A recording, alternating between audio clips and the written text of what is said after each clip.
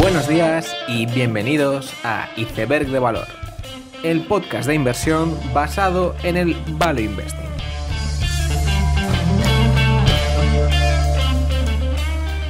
Bienvenidos los seguidores de Mark Leonard, Steve Jobs, Howard Schultz y Jeff Bezos, bienvenidos a Iceberg de Valor. Esta semana grabo desde Frankfurt, que estoy de vacaciones, y había estado en Madrid con varios seguidores del podcast, muy agradecidos a todos. Y también tuve la ocasión de estar con Valentum, con Jesús y Luis. Conocí también a Jan, la nueva incorporación, y la verdad es que son unos cracks. De verdad, un fondo que puede invertir en Facebook y en OHL a la vez, es que no hay filtros en el buen sentido, y no me pagan por decirlo, pero vamos, os recomiendo ser partícipes de su fondo fervientemente. Como noticias destacadas de esta semana, ha habido, yo creo que la más sonada ha sido el Tax Reform de Donald Trump, ya que el impuesto de sociedades bajará del 35 al 20, creo que en 2019. Y bueno, supongo que será positivo para todas las empresas cotizadas.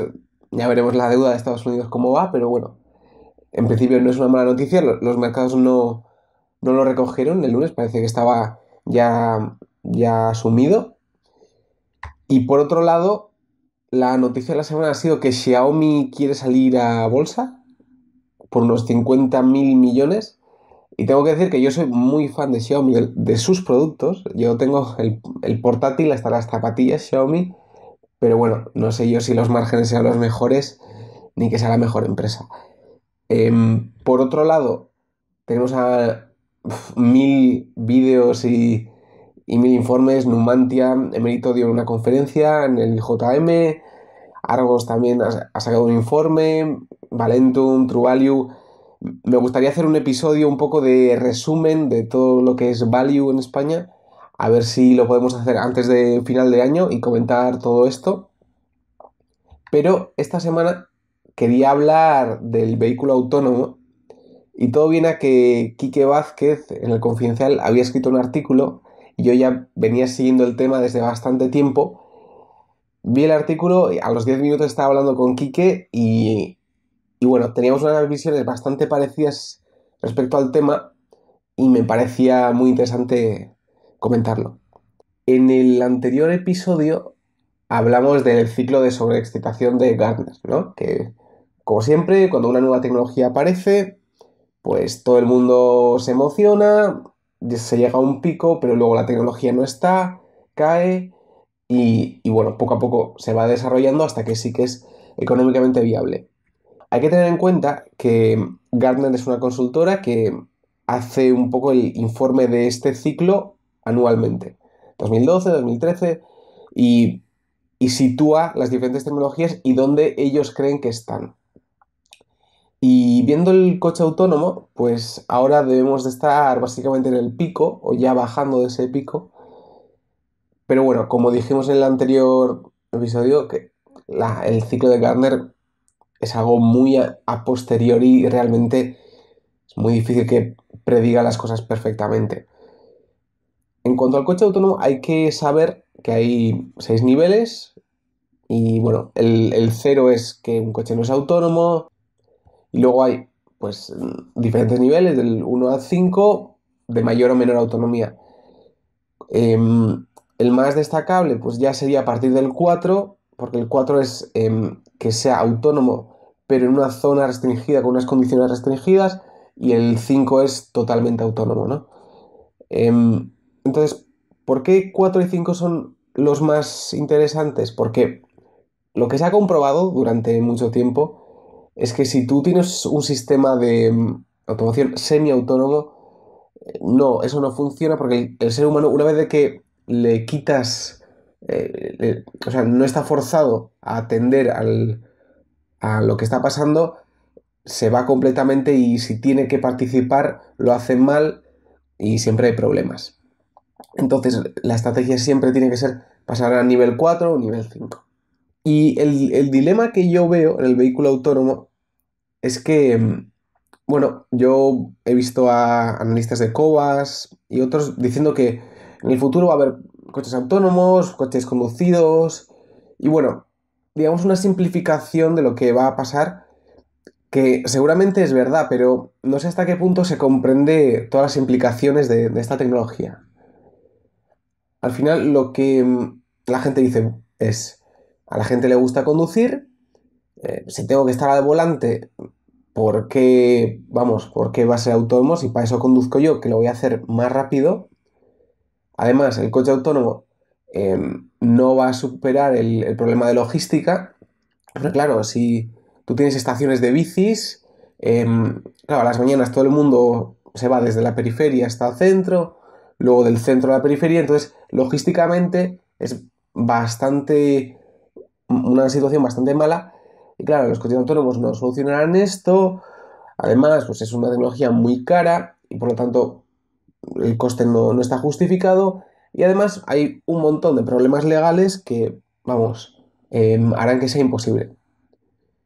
Mientras que los que están más a favor del coche autónomo dicen, bueno, eh, va a desaparecer el coche conducido, va a desaparecer el coche en propiedad.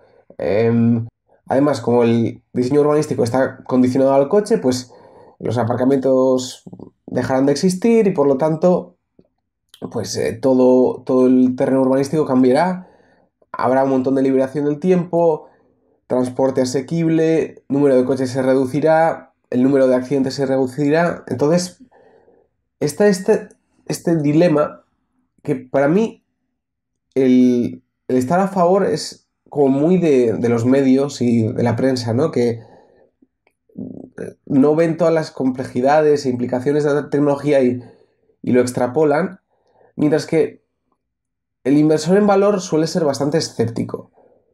El problema es que es escéptico por defecto. O sea, no porque haya mirado los datos y, bueno, sea escéptico por ello, sino que, bueno, las cosas siempre han sido así y van a seguir siendo así. Y bueno, creo que es interesante conocer la situación y los datos. Lo que sí que es verdad es que un coche es más que un medio de transporte que te lleva de un sitio a otro. Quiero decir, alguien no se compra un Audi porque, no sé, sea mejor coche calidad-precio que un SEAT. O sea, no. Realmente hay una componente de estatus que yo creo que es bastante clara, especialmente en hombres, y, y la gente no coge un coche por calidad-precio. Es una decisión que suele ser bastante de tripas. Por otro lado, lo que también es verdad es que el tema regulatorio es bastante complejo en todo lo que es el coche autónomo y especialmente en Europa. Luego hablaremos más, pero en Estados Unidos no creo que haya grandes problemas, pero en Europa está muy complejo de desarrollar una tecnología así. Y por otro lado, yo creo que la mayor dificultad de todas del coche autónomo es que las ciudades son muy difíciles. Si vais por Barcelona, Madrid, es bastante caótico. O sea, hay líneas en el suelo y bueno, los coches van más o menos bien, pero son pitadas constantes y es algo bastante difícil. Entonces, yo los problemas que veo con bueno, esa tesis bajista del coche autónomo es que, a ver, si hay muchos coches autónomos, hay muchos datos y el problema de los bicis de alquiler no ocurre. Porque tú puedes compartir coche y el número de coches sí que se podría reducir en dos o tres. O sea, dos o tres veces. Porque ten en cuenta que si tú coges un Uber, tú te montas y a la vez en el trayecto de paso sí que se suele montar más gente. Un Uber no es un taxi convencional. Por lo tanto, yo creo que sí que puede haber muchas eficiencias y los hechos así lo corroboran.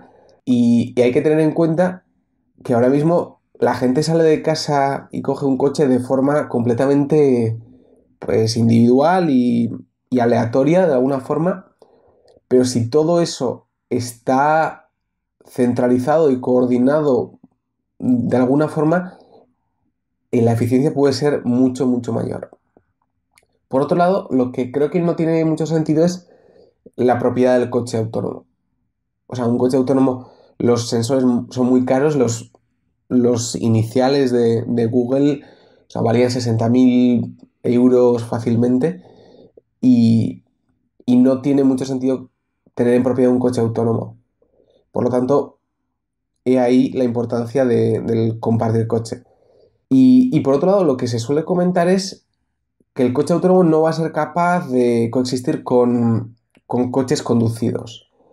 Y eso tampoco me parece que sea así, porque, o sea, si eso fuera así, sería imposible desarrollar el coche autónomo. Al final, una transición de 0 a 100 no va a ocurrir. Y los vídeos que hay de los experimentos que se han hecho parece que prueban que sí que es posible coexistir con conductores. Y lo que es importante también es que no va a haber problemas regulatorios significativos en Estados Unidos. Realmente lo que están viendo los reguladores es que si, si no se desarrolla en Estados Unidos, se desarrollará en otro sitio y ya está siendo el segundo en la cola y yo creo que los problemas van a ser bastante bajos. Y lo que hay que entender es que hay una especie de triple combinación muy interesante, que es coches autónomos con ride sharing, o sea, compartir el coche y el coche eléctrico. O sea, son tres pilares que cambiarían un poco el transporte. Coche eléctrico, ¿por qué? Bueno, es el menos importante de los tres, ¿eh? Pero, bueno, tiene menos partes móviles, esto se estropea menos, bueno, tiene muchas ventajas, pero la parte importante es coche autónomo compartido, que al final es lo que baja los costes y es lo importante. Porque Uber y Lyft realmente son bastante deficitarias, o sea, tienen pérdidas y no han conseguido beneficios. Al final, al conductor le cobran un 20% de la tarifa, mientras que en el coche autónomo las economías serían mucho mejores. Además, hay que destacar que el aparcamiento en sí, el terreno que ocupa es brutal y por otro lado, el coche el 95% del tiempo está aparcado. Y es, no sé, la segunda mayor compra que vas a hacer después de la casa y, y está aparcado mucho, mucho tiempo.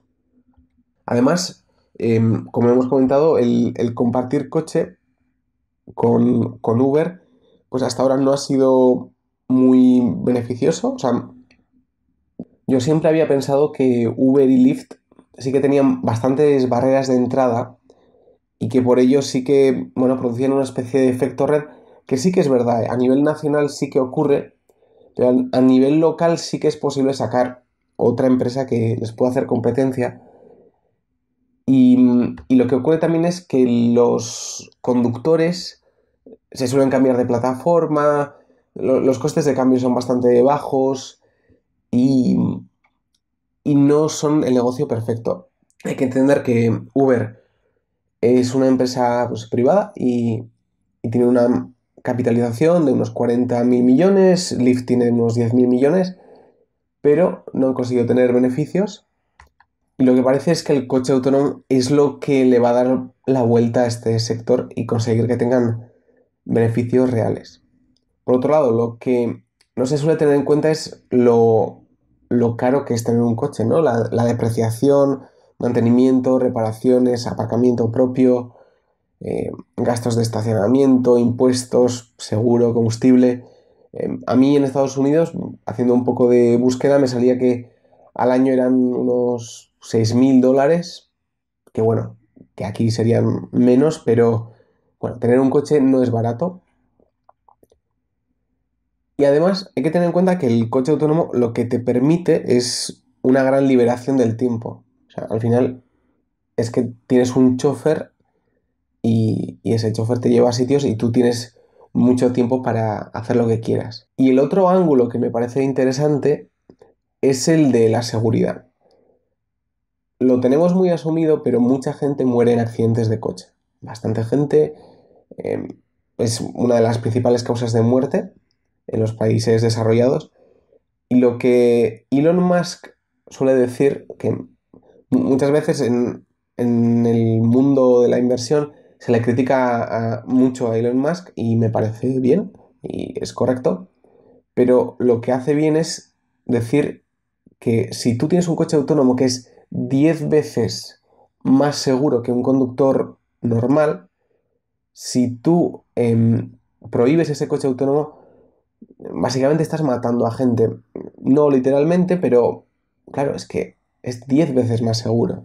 Y muchas veces se suele plantear el dilema de, bueno, ¿y si el coche autónomo tiene la necesidad de matar a una persona o matar a dos y tiene que decidir una de las dos posibilidades y decide matar a una? Claro, ahí está decidiendo matar a alguien. Ya, bueno, pero o sea, hay que tener en cuenta que si tú estuvieras en esa situación, también tomarías una decisión que sería totalmente instintiva y que no sería mucho peor, o sea, no sería mejor para nada que la decisión que fuera en ese algoritmo de ese programa. Y esto es un poco el coche autónomo como concepto.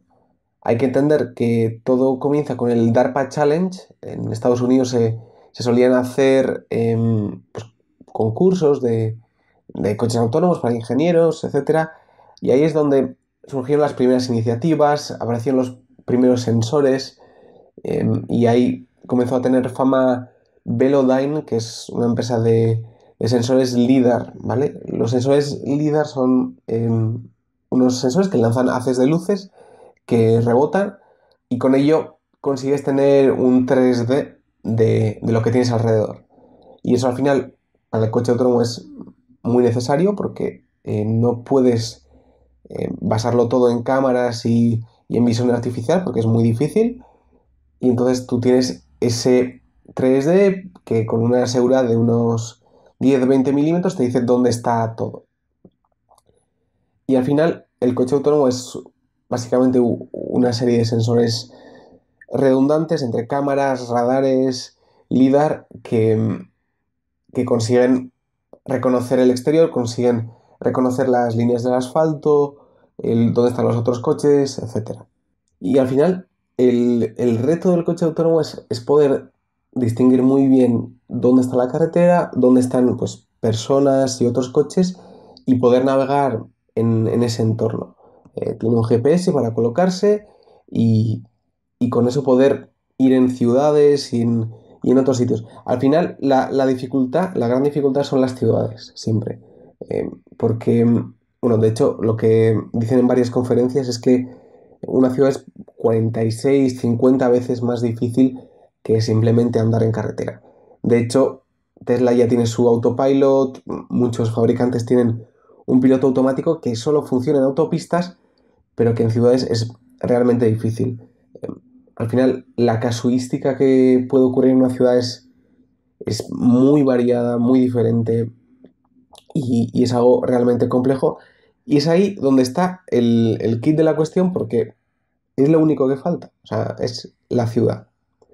Vale, ahora vamos a repasar un poco los actores de esta carrera y luego vamos a explicar un poco por qué todo lo del coche autónomo es una carrera y, y uno de los actores principales es Uber, ¿vale? Uber aquí no es tan conocido, pero en Estados Unidos sí que tiene mucho éxito y se utiliza mucho.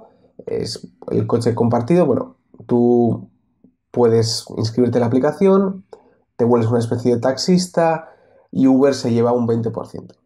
Es un servicio que está muy bien y Uber siempre ha querido eh, tener un coche autónomo porque, como hemos mencionado, no es fácil conseguir beneficios de ese 20% que consiguen. De hecho, para 2019 a Volvo le han pedido 24.000 subs que los quiere para su flota. Y bueno, estos coches se, se pedirán entre 2019 y 2021 y parece que sí lo quieren intentar.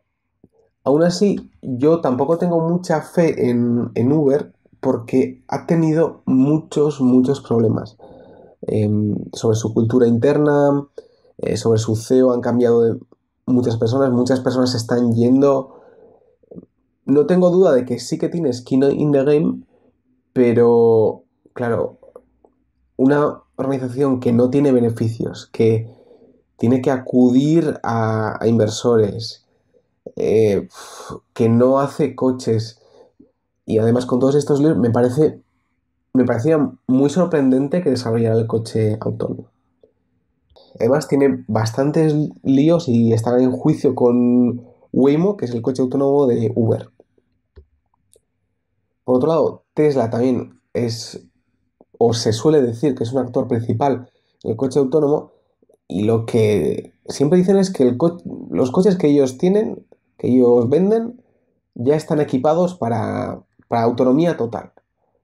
Y eso a mí no me cuadra. O sea, que haya 20 compañías que están invirtiendo un montón en sensores, en cómo desarrollar y decir que los coches que tienes ya pueden ser autónomos completamente, me parece bastante ingenuo y de hecho me suele parecer bastante peligroso lo que hace Tesla porque te pone el autopilot en beta y mucha gente lo está probando y si ocurren accidentes fuertes con el autopilot de Tesla, la regulación se va a poner muy estricta y me parece que sí que están siendo un poco peligrosos con ello.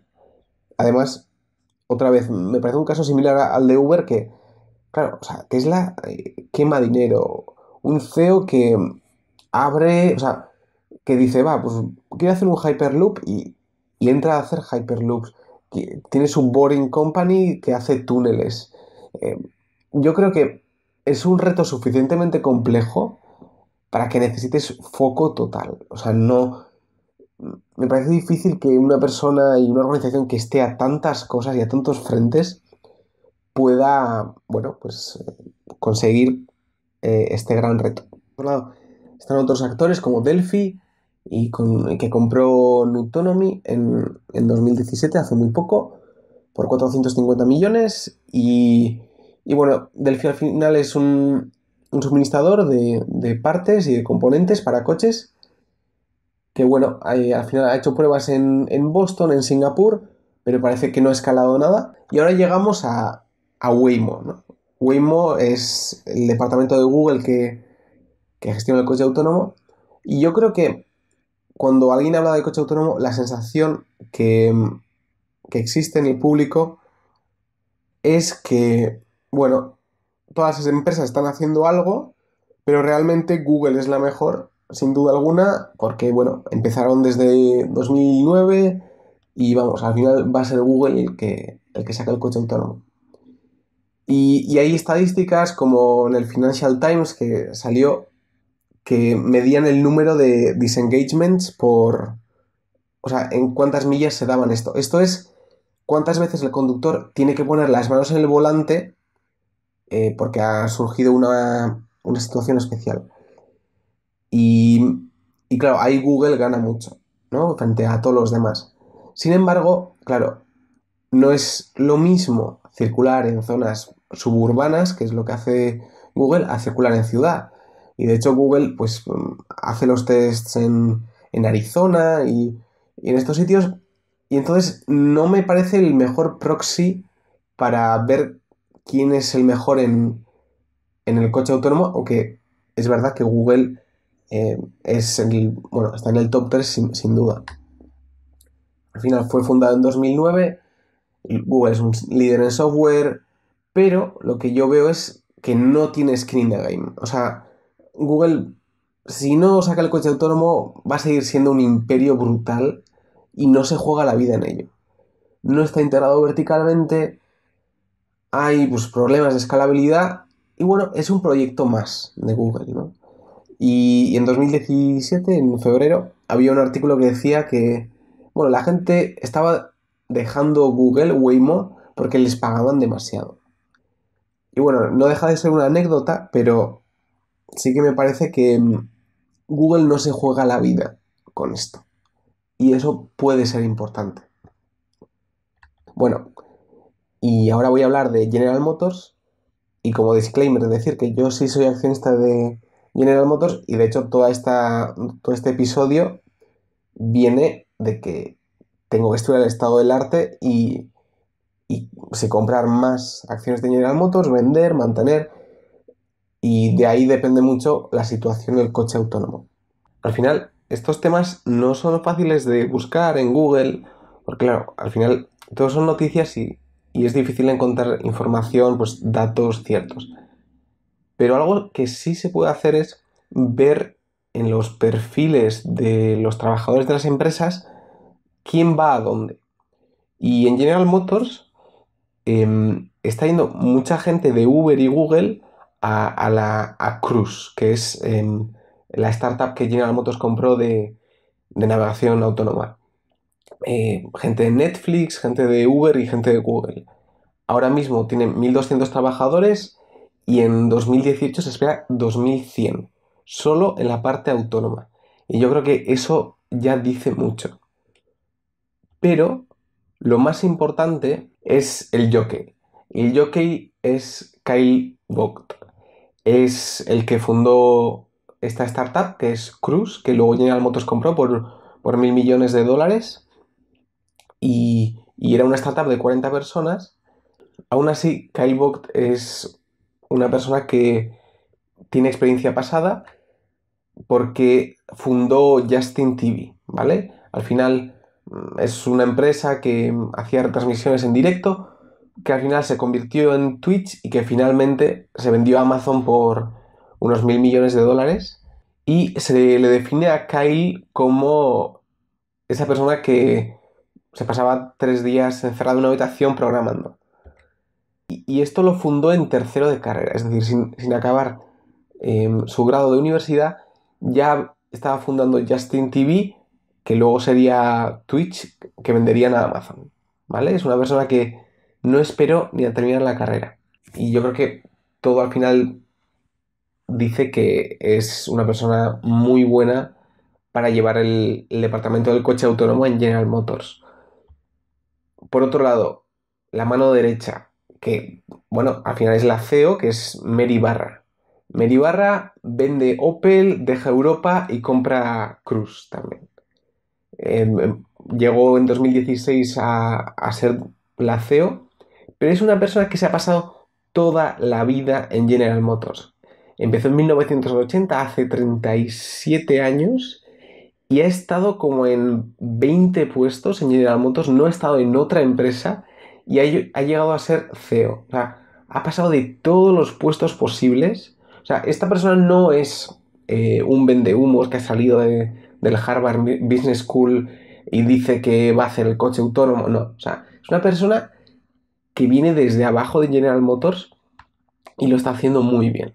Entonces, General Motors tuvo una conferencia hace un par de semanas sobre el coche autónomo y cuándo lo iban a hacer. Y de hecho, muchas de las ideas que saco para este episodio son de esa conferencia y prometieron que van a tener un servicio de coche autónomo en 2019, ¿vale?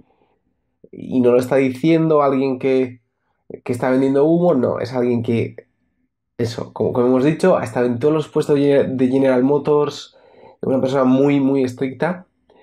Y yo, de hecho, estaba escuchando la conferencia y de mientras la acción estaba bajando como un 1,5% y le pregunté a John Roseberg, que suele llevar un poco la sección de coches en el Motley Fool, y bueno, le escribí en Twitter y le pregunté, bueno, este evento parece bastante importante, ¿no? Pero al mercado no le importa. Y él me dice, sí, sí, es que yo creo que el- el evento está siendo muy importante, pero es que aquí nadie se cree que General Motors vaya a hacer eso, ¿vale? Y al final, General Motors es la de las únicas organizaciones integradas verticalmente porque hacen coches, han comprado una startup de Lidar, Strobe, em, compraron esta startup, Cruise, de autonomía y tienen 1.200 trabajadores y en 2018 van a ser 2.100,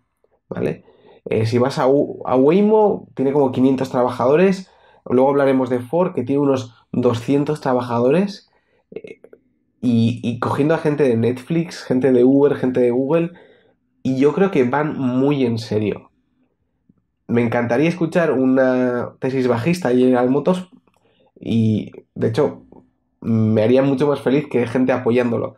Lo que yo creo que hay que mirar un poco más es la deuda de General Motors, cuánto de deuda subprime hay por ahí y valorar eso. Pero yo sí que estoy valorando comprar más, porque sí que me parece que lleva el liderato en el coche autónomo. Por otro lado está Ford, que básicamente Ford copia básicamente todos los pasos de General Motors. En este año ha comprado una startup también por 1.000 millones de dólares en 5 años se llama Argo, inteligencia artificial. Y bueno, es gente que ya ha estado en el DARPA Challenge y ellos plantean tener 200 empleados para el final de año. 200 frente a 1.200 de General Motors que ya tienen. Y, y al final lo que ellos prometen es tener el coche autónomo en 2021 frente a 2019 de General Motors. Y al final los pasos de Ford han sido o sea, pagar 75 millones a Velodyne, que hace sensores, comprar 1.000 millones Argo, y ahora ha comprado una startup también de sensores. Entonces, básicamente está copiando todos los pasos de General Motors porque yo creo que ve que también tienen mucho skin in the game. Si se crean coches autónomos, Porsche va a vender los mismos coches, Ferrari va a vender los mismos, pero Chevrolet y Ford se van a vender muchos menos. Y yo creo que los fabricantes americanos les va a dar la vida en ello, y es por ello que creo que tienen la avanzadilla en este negocio. Al final en este sector hay muchos actores más, como son BMW, Volkswagen. En China está Didi Chuxing, que es el Uber chino. Em, pero bueno, no he visto ningún signo que me diga que ninguno supere a los que hemos mencionado. Si alguien los ha estudiado a fondo, yo estaría encantado de oírlo y mirarlo. Y al final, esto es una carrera, ¿vale? Waymo ya ha empezado a hacer cosas, General Motors va a ser en 2019, Uber también 2019, Ford 2021, Toyota 2021, Tesla parece que también. Y la pregunta es, ¿pero esto por qué es una carrera?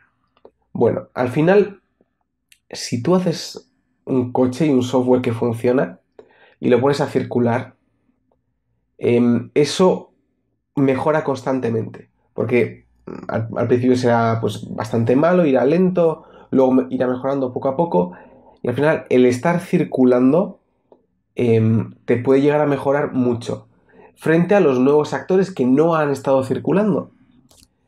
Y entonces, si eres el primero y lo haces bien, al final te pones en una posición donde es muy difícil que te quiten de ahí. Entonces, bueno, puedes subir mucho margen y es un negocio muy bueno, porque hay una barrera de entrada tecnológica bastante fuerte.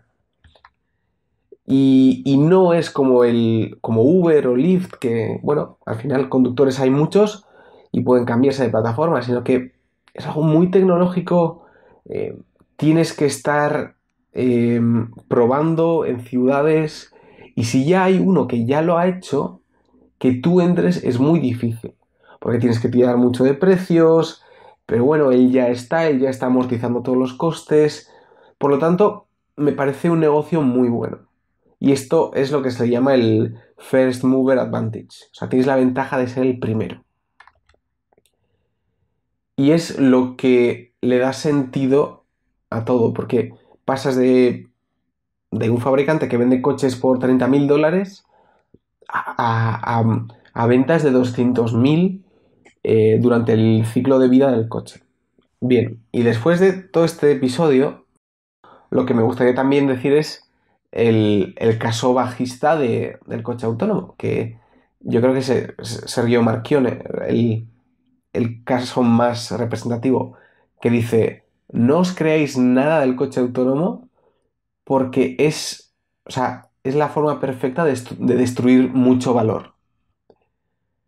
Y puede que tenga razón, pero también le va la vida en ello. O sea, quiero decir, Fiat Chrysler tampoco está avanzando en ese frente.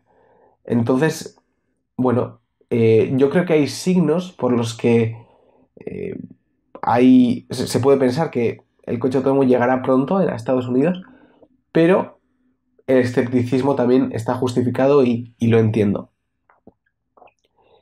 Y con esto terminamos el episodio de hoy. Espero que le des a like en YouTube y sigáis en iVoox. Podéis escribirme cualquier comentario, criticar. Yo encantado de escuchar tesis bajistas de General Motors u otras empresas.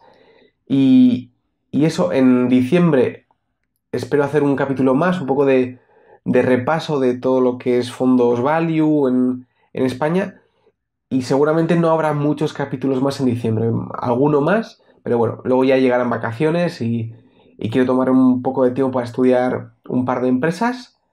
Así que nos volveremos a ver en enero después del último capítulo y con esto terminamos. Ya sabéis, seguid aprendiendo.